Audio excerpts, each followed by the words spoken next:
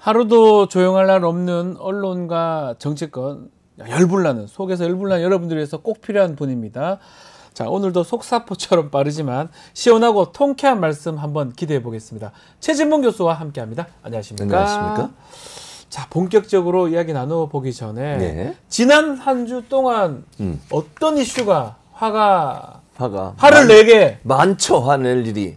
네. 어떤 여기 게 뒤에 사진이 바뀌었네. 화나게 하셨습니까? 네. 화가 납니다. 진짜 네. 얼굴만 봐도 화가 납니다. 네. 근데 언제 저는 다른 것보다 문재인 전 대통령 관해 수사하는 내용을 보고 너무 황당하다는 생각이 들었어요. 문재인 전 대통령 아니, 뇌물죄. 네, 근데 그 뇌물죄 이유, 그러니까 이렇게 설명하잖아요. 네. 그 문다희 씨 가족이 월급을 받기 시작하면서부터 문 대통령이 지원하는 이게 지원금이 멈췄다. 네. 그러니 뇌물이다. 네. 논리가 맞습니까? 자식한테 부모가 돈을 이제 뭐 생활비 하라고 좀 지원했다고 칩시다. 근데 하다가 끊어졌어. 왜? 월급을 받으니까. 그럼 뇌물이야. 이게 말이 되냐고요, 지금 논리적으로. 쓰리 쿠션 같습니다. 네. 이런 논리로 따지면 부모가 돈 주다가 돈 끊으면 다 뇌물이야. 아니, 그리고 이게 지금 그 채용 과정에 비리가 있는지 없는지가 아직 확실하지도 않잖아요. 예. 그런데 피의자로 거기다가 명시를 하고 뇌물이라고 그러고 뭐 언론사는 뭐 보자기에 싸서 그러고 또 이게 그거예요. 논두렁식이랑 뭐가 다르냐고요. 이런 식으로 자꾸 흘려가지고 이미지를 나쁘게 만들려는 시도를 하는 이런 태도가 검찰이 이런 식으로 수사해도 되는 거예요. 피의사실 공표하고 이런 식으로 뭐 하는 짓이에요 지금. 그러니까요. 이거 지금 이렇게 오래 끌다가 지금 보도가 되는 게 추석하고도 좀 관계 되는 거 아닙니까? 추석 밥상에 올려가지고 이거 공격하려고. 근데 전 궁금한 게 또 뭐 김건희 여사 사건도 지금 더 중요한 사건들 좀 덮기 위해서 하는 것처럼 보이는데 국민들이 쏟겠습니까? 안 쏟죠. 뭘 쏟겠어요 이거를. 쏟는 사람도 있긴 하잖아요. 한 20몇 %. 있긴 하죠. 그 사람들 위해서 하는 거예요? 그렇죠. 그 사람들 위해서. 뉴스 타이틀만 듣고 보고 이거 뇌물 받았다고! 이거 하려고? 아니 그러니까 자녀한테 돈 주다가 안 주면 그게 뇌물이. 그 내용을 딱 들어보면 체온이 없습니다. 진짜. 생활비를 좀 줬었는데 확인해 봐야 되겠지만. 그것도 확인해 봐야겠지 물론. 근데 이제 취직했기 때문에 생활비 안 줘도 되니까 뇌물이다. 그 뇌물이. 우리 다 뇌물 되겠네. 그렇죠. 그렇게 될 수 있죠. 그러면 아니 자녀들한테 돈을 주다가 자녀가 취직을 주지 마요 이제. 지금 안 줘요. 네, 그러니까. 취직해서 저도. 그럼 저도 뇌물입니까? 뇌물입니까? 그러니까 웃기잖아요. 우리 애가 취직을 해서 월급 받아서 제가 더 이상 안 줘도 되는 상황에서 안 줬어. 그 뇌물이래. 뇌물이에요? 뭔 뇌물이에요? 그게 말이 됩니까 지금? 저도 법률을 공부를 하고 법률 일을 하지만 진짜. 그래 갖다 붙일 것 같으면 대한민국 사람들 다 갖다 넣을 수 있어요. 그리고 또 경제 공동체래. 아니 독립해서 가족을 이뤄서 같이 따로 살고 있는데 경제 공동체래요. 네. 이런 논리가 그렇게 따지면요. 자녀와 부모 간의 뭐 금전거래 이거 다 경제 공동체로 묶여야 돼요. 그러면. 네. 그런 거 아닙니까? 근데 부모와 자녀 간에도 예를 들면 그 차용증 쓰고 돈 빌려주고 이럴 수 있잖아요. 그렇죠. 그거 다 경제 공동체로 그럼 다 처벌해야겠네? 네. 진짜 무슨 그런 논리가 있어요, 대체. 야, 벌써 화가 좀 나셨는데. 화가 나네요, 진짜. 혹시 또 재밌게 보신 기사나 방송 같은 게 있을까요? 재밌게 본 거 박지훈 변호사 나온 건 재밌더라고. 제가 방송 중에. 알겠습니다. 자, 없어. 예, 뭐 재밌어요. 지금 요즘 나셔가지고. TV 뭐 그럼 화만 나지, 화만. 화가 나셨어요. 예. 그래서 하나 더 얘기하면 강선영 의원 그분은 대체 왜 그러는 거예요, 대체? 군인 출신이죠. 나 진짜 황당무계하더라고. 예. 이재명 대표 그 뭐 책을 어쩌고 저쩌고 하는데 진짜 어처구니가 없었으면 듣고 있으면 뭐 레닌이 뭔지를 제대로 아시고 얘기하시는지 참 궁금합니다. 알겠습니다. 아마 청문회 과정이었죠. 뭐 거기서 나왔던 얘기. 강선영 비례대표입니다. 국민의힘. 아마 제가 알기로는 군인, 여성 군인 출신이에요. 뭐 장군 뭐 이런 출신으로 알고 있는데요. 논란이 됐습니다. 네. 자, 국정 브리핑 얘기부터 좀 해보겠습니다. 29일날 있었습니다. 이게 근데 시간이 많이 지난 것 같은데 지난주에 있었어요. 본격적으로 얘기하기 전에 요거 어떻게 좀 보셨는지 좀. 어떻게 보긴요. 난 이거 다 한숨을 이렇게 자꾸 푸시네요. 한숨이 나올 수밖에 없잖아요. 국정 브리핑이라고 한다는 소리가 국민의 생각과 국민의 어떤 현실과 너무 동떨어진 얘기를 딴 나라에서 온 줄 알았어요. 저분은. 네. 지금 뒤에 얼굴 나오고 있는데 이게 저분이 진짜 한국에서 사시는 분이 맞나? 아무 그게 없대 문제가. 응급실 잘 돌아간대. 잘 돌아가요 지금? 응급실이? 뺑뺑이 돌고 응급실 뺑뺑이라는 얘기가 나오고 있잖아요. 의사들을 뭐 이대 목동병원의 그 남궁 그분 의사 있잖아요. 그분이 나와서 인터뷰까지 했잖아요. 네. 아니 거기 나와서 뭐라 그랬습니까? 같이 있던 사람들이 다 그만둬가지고 2명이서 돈단자라요. 계속 하루 쉬고 하루 일하고 하루 쉬고 자기 막 디스크가 온대. 너무 힘들어가지고. 그리고 실제 그분의 말에 따르면 전체 100% 그러니까 전체가 수용할 수 있는 범위를 100으로 본다면 지금 네. 30%밖에 못 한다잖아요. 70%는 돌려보내는 거예요. 오지도 못하고 전화 못 받고. 네. 문만 열려 있으면 되냐고. 응급실 불만 켜 있으면 그 잘 돌아가는 거예요? 아니 뭐 가봤대도 가보래. 기자들한테 더 웃긴 건 한번 가보세요. 잘 돌아가고 있어. 뭘 잘 돌아가요? 현장에서는 죽겠다는데 지금. 거기 가서 한 30분만 있어도 알 수 있어요. 금방 알 수 있죠. 의사들이 그러잖아요. 제발 와보라고. 한 번이라도 와보라고. 실제로 대통령의 공식 일정 지난 4월 이후에 병원이나 의료기관 방문한 기록이 없어요. 그럼 비공식적으로 갔다는 거잖아. 몰래. 예. 근데 그 기록이 있냐고 그러면 공개를 하세요. 가봤다고 하던데. 안 가봤을 거예요. 그러니까 내 말이 그 말이에요. 알겠습니까? 이게 뭡니까 대체? 경제 얘기도 뭐 너무 좋아졌다고 하고 그런 얘기를 또 하셨어요. 지금 아니 자영업자들 소상공인들 100만 명 정도가 문을 닫고 지금 힘들어가지고 난리가 났는데 네. 그리고 뭐 돈 대출 받은 거 갚는데도 지금 그 가계 대출 비율이 엄청나게 높아지고 있잖아요. 그렇죠. 이런 상황인데 경제가 잘 돌아가고 있대요. 이게 무슨 논리인지 이해가 안 되고 최상명 그 특검법 관련해서 수사 잘 됐대요. 잘 됐습니까? 의문이 너무 많잖아요. 지난번 청문회 뭐 띄엄띄엄 봤는데 조금씩 봤대 보니 그때 보니까 다 소명이 됐대. 뭔 소명이 됐는데요? 보안이라고 얘기 안 하죠. 뭐 질문하면 뭐라 그래요? 선서도 안 했어요. 그때 처음에는. 나중에 선서했지. 질문하면 이거 보안상이니까 말 못합니다. 대체 뭐가 밝혀졌다는 거죠 대체? 국정브리핑 점수 줄 수 있습니까? 빵점. 예? 빵점이라고요. 1점도 점수 줄 수 없어요. 1점도 안 돼요. 진짜 난 야박하시네. 해도 너무해요. 진짜. 그래도 시간 내서 나와서 했는데. 무슨 시간 내서 나와세요? 알겠습니다. 요 브리핑 중에 좀 미디어 관련된 얘기를 좀 하면요. 야, MBC가 당일 저도 MBC 좀 보려고 했었는데 MBC가 생중계가 안 되더라고요. 이게 왜 이렇게 된 겁니까? 어떻게 된 거냐면 풀단이라고 그러잖아요. 풀단이 뭔지는 아시죠? 네. 풀을 만들어서 그러니까 방송사가 너무 많이 들어갈 수 없으니까 방송사끼리 풀을 만드는 거예요. 그러면 이제 행사 있으면 돌아가면서 해요. 이번에 KBS가 했으면 다음번에는 MBC, 그 다음은 SBS 이렇게. 그럼 그 한 방송사에서 촬영하고 생중계하는 거 그대로 받아가지고 다른 데서 보내주는 거예요. 그걸 풀단이라고 하는데 풀단에서 징계를 먹었어요. MBC가. 그러니까 기자단이 있는데 그 풀단 기자단에서 징계를 먹었는데 이유가 뭐냐면 지난달 SBS의 국민의힘 대표 경선 토론회 영상을 원래 이게 SBS에서 하는 거다라고 출처를 표기하는 출처를 표기 안 했나 봐요. 그래가지고 이제 풀단에서 이게 징계를 먹었어요. 그러면서 방송을 그러니까 풀단에 못 들어오게 한 거죠. 당분간. 그 풀단에. 그러다 보니까 그 방송 영상을 받아 쓸 수가 없는 거예요. 그래서 물론 일단 이것도 저는 문제라고 보지만 MBC에서 뭐 어떻게 노력을 했냐면 이게 중요하잖아요. 국정 브리핑이. 그렇죠. 그러니까 이번 사안에 대해서는 그러면 우리가 직접 들어가서 촬영하게 해달라. 그랬더니 대통령실과 기자단에서 거부를 했어요. 안 된다. 징계 상태이기 때문에 할 수가 없다라고.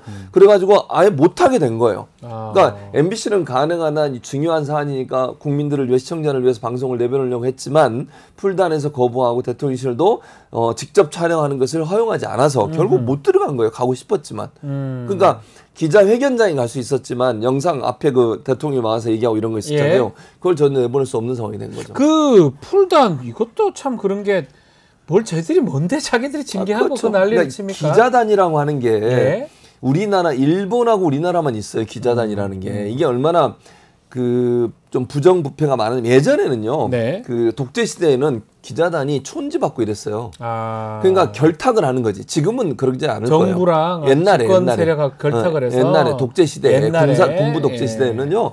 기자단 간사하고 홍보 팀장이든 홍보 부장이든 누가 있을 거 아니에요. 결탁을 해가지고 돈 주고 우리 좋은 거 써달라고 얘기하고 그러면 같이 써주는 거야. 비리 보도 안 해주고 그런 일이 비일비재했었어요. 물론 지금은 그렇게 안 하죠. 근데 이 기자단이 존재하고 있으면 뭐가 문제냐면 기자단과 그 기자단 안에 들어온 것도 투표를 통해서 결정해요. 그건 뭐예요? 그러니까 예를 들면 어떤 언론사가 새로 들어오려면 기자단에 있는 사람이 투표를 해. 이거 받아줄까 말까. 그러니까 이게 독점이 되는 거잖아요. 기득권이 되고. 그리고 이 안에서 서로 징계를 해. 지들이 뭔데요? 이걸 그러니까 MBC가 좀 잘하니까 부러워서 이러는 거 아니에요? 그럴 수 자기들은 있지. 이른바 랩독 뭐 얘기 많이 듣잖아요. 그렇죠. 그런 얘기 많이 듣죠. 그래서 아이고. 예전부터 기자들 해체해야 된다는 얘기가 많았어요. 네. 언론 학계에서도 그렇고 노무현 전 대통령 이거 해체하려다가 엄청난 그렇죠. 난리 후폭풍을 났었죠. 받았잖아요. 그래서 지금 해체를 못했는데 저는 해체한다고 봐요. 그리고 어떤 언론사든 국민의 알권을 대신 전달해주는 역할을 하는 거잖아요. 그렇죠. 그럼 왜 누구는 들어오고 누구는 못 들어오게 하냐고요. 이건 기득권이 돼요. 맞습니다. 기득권이 되면 그 권력, 즉 부처마다 다 있거든요. 그 부처와 결탁할 수 있는 위험성이 내존하고 있어요. 그럼 이걸 없애기 위해서는 기자단을 해체해야 된다. 그렇게 생각합니다. 그 문제는 이렇게 중계가 안 됐는데 이 상황 때문에 예. 국민의힘이 MBC가 이 중요한 것을 중계를 안 했다면서 방송통신심의에 민원을 신청을 했습니다. 이게 어처구니가 이건 없어요. 어떻게 이해를 해야 됩니까? 이해를 못하죠. 아니 내가 지금 다 설명했잖아요. 안 하려고 한 게 아니고 못하겠다니까요. 모르는 겁니까? 알면서도 이러는 거예요. 국민의힘이? 아니 알면서 이러는 괴롭히려고. 스스로 공영방송이길 포기했다는데요. 뭘 포기해요. 아니 제가 얘기했잖아요. 예. 풀단에 양해를 구하고 이번에 너무 중요하니까 함께 해달라고 하니까 안 된다 그러고 예. 대통령실에 그래서 그럼 우리가 개별적으로 대통령실과 접촉을 했다는 거예요. 우리가 좀 하게 해달라 그랬더니 거기도 안 된다 그랬대.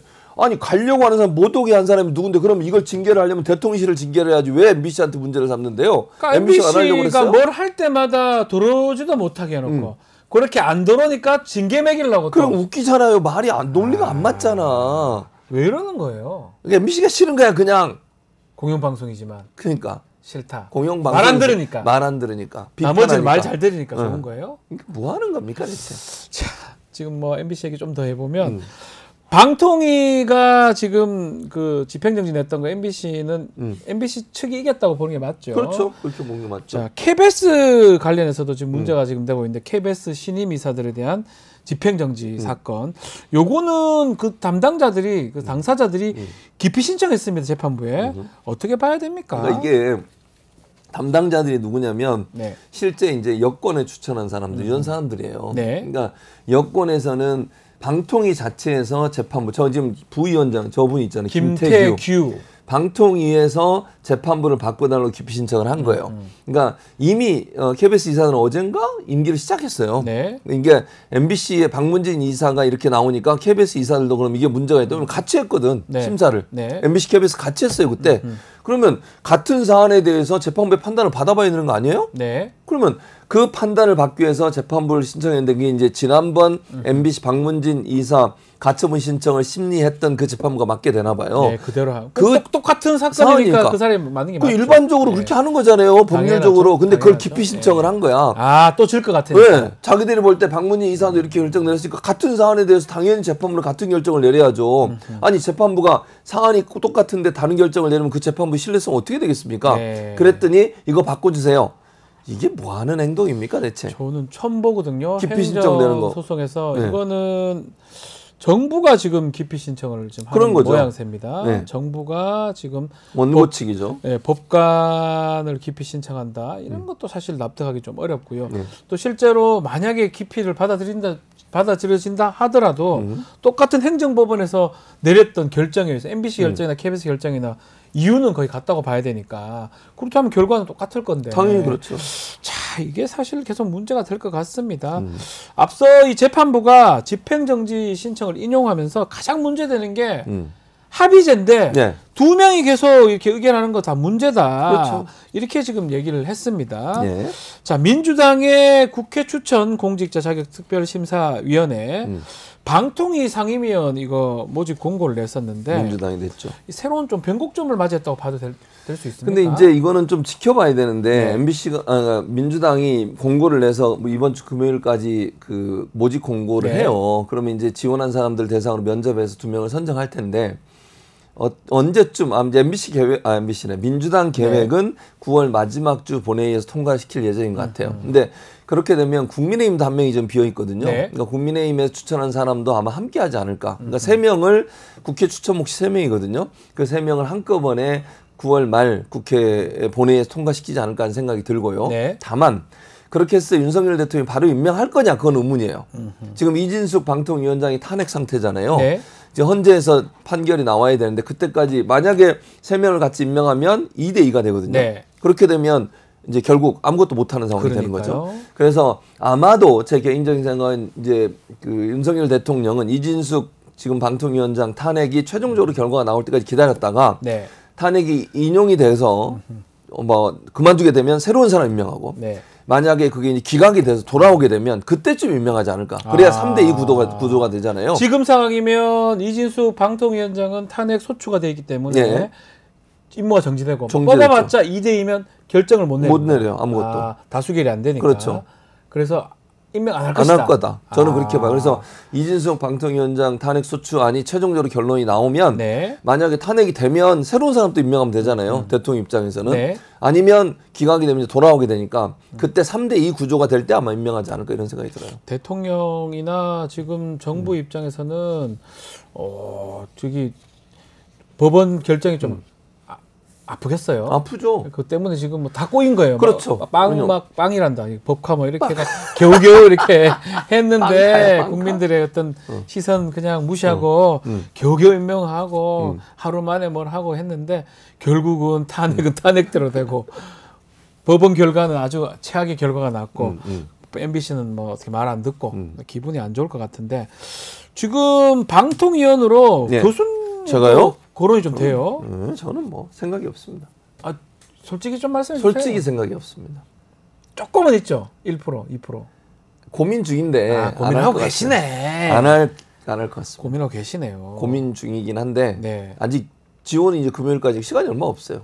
그러면 이틀 정도 고민하시면 되겠네요. 네. 오늘 내일. 근데 이제 서류를 준비해야 되잖아요. 네. 여러 가지 서류가 필요합니다. 네.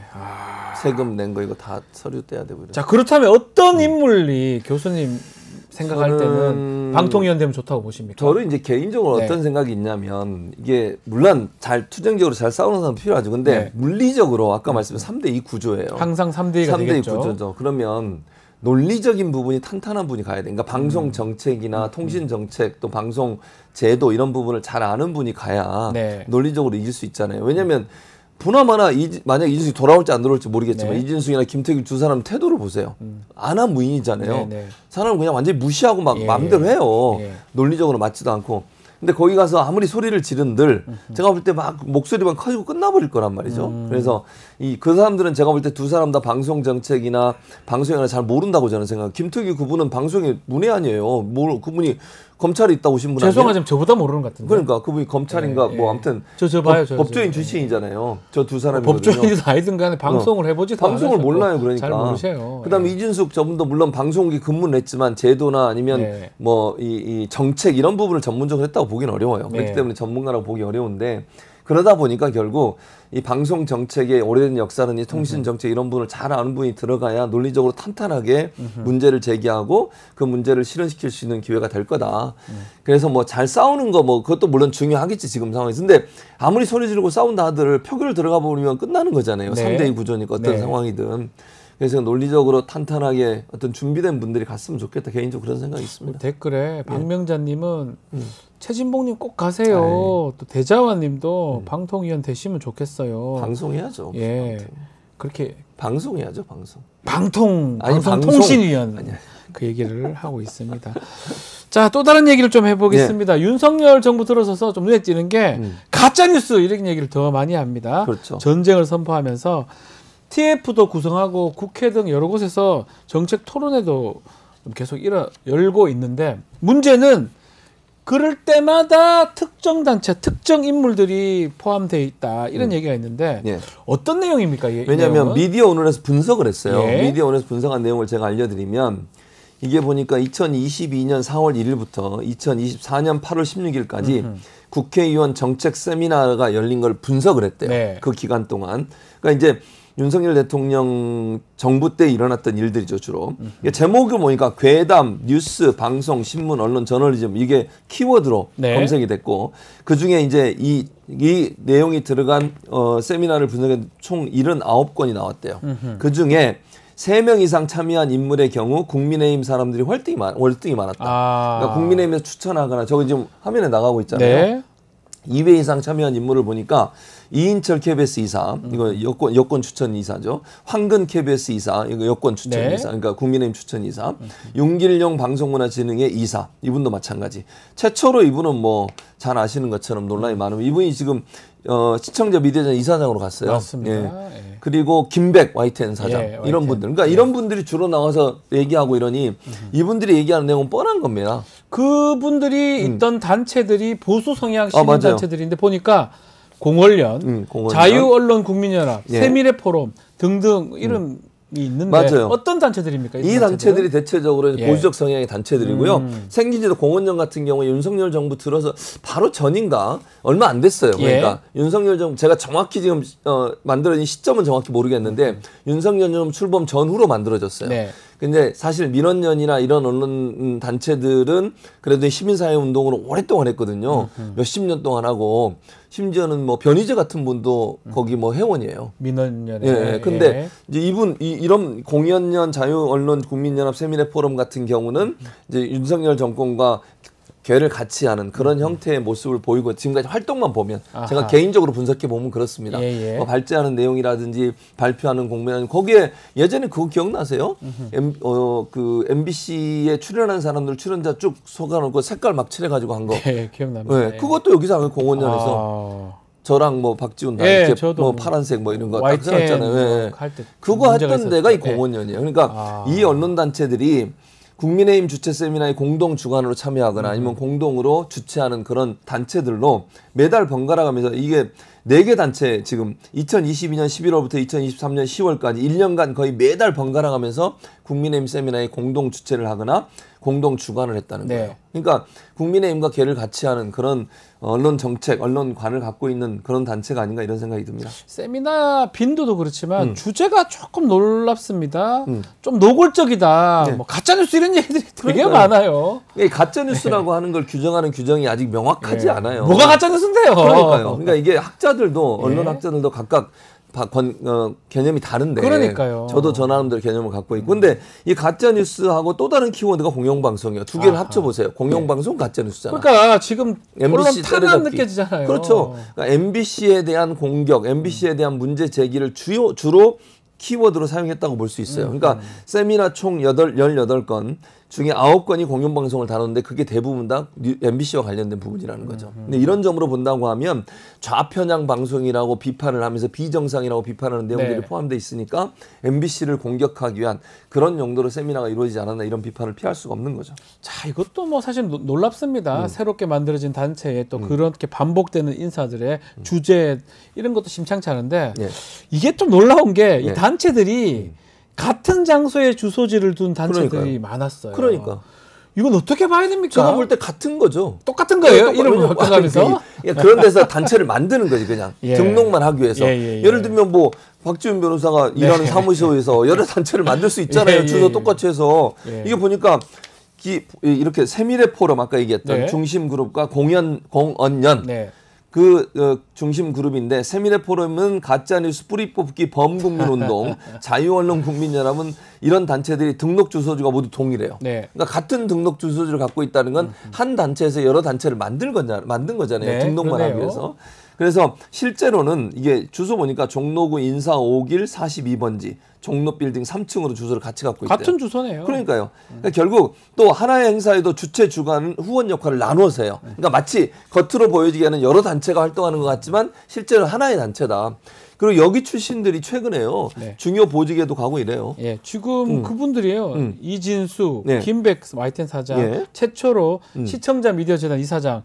이 사람들이 이 공언련 출신이라면서요. 맞아요. 그러니까 지금 말씀하신 것처럼 이게 공언련 출신들이 주요 직책, 뭐 이진수, 김백, 최초로 이분들도 주요 직책에 갖고 뿐만 아니라 최근에 이제 뭐 그 박지훈 변호사도 잘렸지만 이렇게 방송계 그 프로그램을 잘리고 들어가는 사람도 여기 출신이거나 여기 소속인 사람도 많아요. 방심이 말씀하시는 건가요? 아니 방송 진행. 진행하는 분들 중에도요. 여기서 추천받거나 이쪽에서 연관돼서 활동했던 분들이 많이 있어요. 또 다 이것도 조사해 봐야 돼. 거기 들어간 분들. 조사가 필요하다고 봅니다. 그러니까 지금 보면 이 공언련이나 이런 데서 결국은 이 사람들이 정부 요직도 차지하고 우리 교수님 말씀에 따르면 또 방송도 자기들 진행을 맞아요. 한다. 그렇게 하는 경우도 많아요. 그러면 사실은 이런 거네요. 여기 똑같은 주소에서 이런 주제 계속해서 여론 형성을 해가지고 자신들의 이익을 위해서 지금 하는 거다. 그렇죠. 자기들이 그러니까 이게 제가 볼 때는 카르텔이에요, 카르텔. 예, 윤석열 대통령이 그렇게 좋아하는 카르텔. 그러니까 공원연이라고 하는 이 그룹을 중심으로 해서 그 마치 자리 나눠 먹기도 하고요. 제가 볼 때. 그다음에 방송국의 진행자들을 교체하는 과정에서 여기에 연관되거나 여기서 추천한 사람들이 들어간 경우도 많고 선거방송심의위원회 논란이 많잖아요. 거기에도 최초로 이사장을 여기서 선방위원으로 추천을 했어요. 공원연에서. 그러니까 추천 단위가 있어요, 다. 선방위원마다 어디서 추천했냐 나오는데 최초로 지금 이 사람이 시청자 미디어재단 이사장이에요. 이분이 예전에는 또 코바코에 지원도 하셨거든요. 물론 그때는 안 됐지만 그런 일도 있었고. 그래서 하반기에 재보궐선거 선방에 김대희라는 사람, 이분이 공원연 대표인데 이 사람을 또 추천했어요. 선거방송심의위원회. 그러니까 이런 자리 나눠 먹기 하고 그다음에 방송국 진행자들도 공원연에 소속된 분들이 아니면 공원연이 추천한 분들이 들어가는 경우도 많이 있다고 듣고 있어요. 그러니까 이것도 저는 뭐 언론사에 좀 조사를 해봤으면 좋겠어. 그러니까 아니, 지금 뭐 공원연이 좋은데 좀 정상적으로 해야 되는데 뭔가 저렇게 나눠 먹기식으로 하고. 그러니까요. 그러니까 저는 그래서 이 공원연이라고 하는 기관이 이제 윤석열 정권 들어서기 대선 전이었던 걸로 기억하는데 그 만들어진 이유가 이게 이제 대선 끝나고 나서 만약에 윤석열 정부가 들어서면 본인들 나름대로의 어떤 이권 챙기게 하려고 하는 게 아닌가 하는 그런 이제 의심이 강하게 드는 거죠. 뭐 사실관계 모르겠지만 왜냐면 그리고 나서 공원연 출신이나 공원연을 추천한 사람들이 여러 이제 방송 관련된 기관에 들어가기도 하고 또 역할도 하고 이런 걸 보면 그런 의심을 피할 수 없는 거잖아요. 그런 점에서 본다고 하면 이 공원연이라고 하는 이 시민사회단체 소위 이제 자기들은 언론 시민사회단체로 얘기를 하지만 이런 언론 시민사회단체를 통해서 본인들의 어떤 보수 성향 또 윤석열 정권의 궤를 같이 하는 그런 성향을 갖고 있는 분들의 어떤 그 자리. 아니 저는 뭐 궤를 같이 하고 생각 같이 해서 그런 행동하는 건 괜찮아요. 그렇지만 잘못되게 그리고 법에 반하게 그렇게 한다면 나중에 책임을 져야 돼요. 당연히 책임져야죠. 이제 지금 현재는 뭐 윤석열 정권에서 이럴 수 있지만 이런 문제가 만약에 논란이 된다면 나중에 이제 정권이 만약 바뀌게 되면 벌 받아야 돼요. 그때는 다 처벌 받아야 돼요. 좋다고 위헌하고 다 해보세요. 나중에 잘못했다면 벌을 받아야 돼요. 당연히 잘못했다면 벌을 받아야죠. 알겠습니다. 오늘 말씀은 여기까지 듣겠습니다. 최진봉 교수와 함께했습니다. 감사합니다.